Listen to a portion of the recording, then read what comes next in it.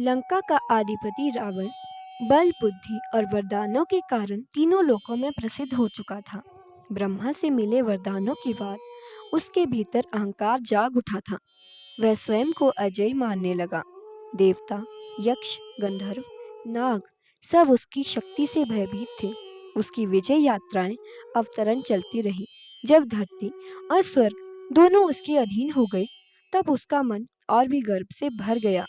एक दिन रावण अपने पुष्पक विमान से भ्रमण करते हुए हिमालय क्षेत्र में पहुंचा। वहां से उसे कैलाश पर्वत दिखाई दिया, स्वर्णमयी चोटियों वाला, जहां भगवान महादेव स्वयं अपनी पत्नी माता पार्वती के साथ निवास करते थे। चारों ओर दिव्य संगीत गूंज रहा था। सिद्धगण, गंधर्व और योगी उस पवित्र भूमि में भक्ति में लीन थे। रावण ने विमान रोक दिया। उसने देखा कि कैलाश पर्वत के नीचे अनेक देवता और ऋषि शिव का ध्यान कर रहे हैं। उसके भीतर ईर्ष्या और अहंकार की ज्वाला भड़क उठी। उसने मन ही मन सोचा, मैं समस्त लोकों का विजेता हूँ, परंतु यह पर्वत मेरे मार्ग में बाधा बनकर खड़ा है। क्या कोई भी मेरे बल का परीक्षण कर सकता है? यह सोचकर उसने अपनी विशाल भुजाओं को फैलाया और कैलाश पर्वत को उठाने का प्रयास किया। उसकी गर्जना से दिशाएं कांप उठी। पर्वत की जड़ें हिलने लगी।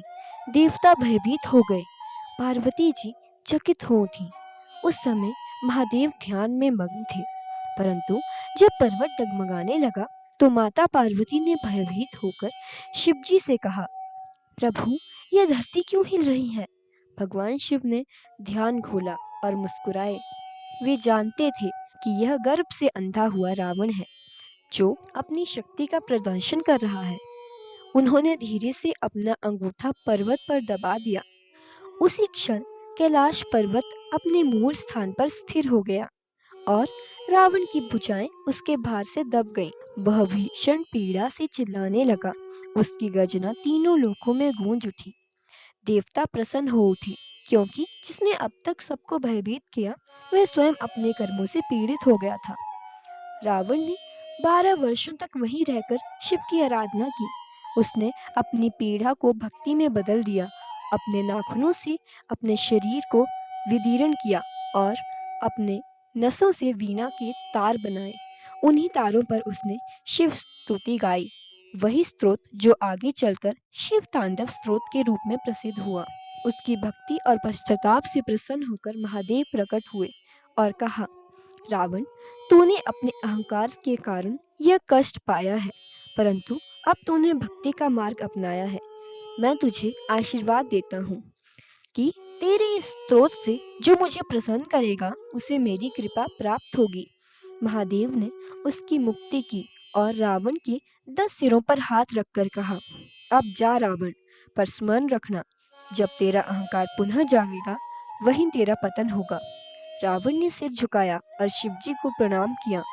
उस दिन से उसने स्वयं को शिव भक्त रावणेश्वर कहा और अपने राज्य लौट गया। परंतु समय के साथ वही गर्व फिर लौट आया और वही गर्व एक दिन लंका के विनाश का कारण बना।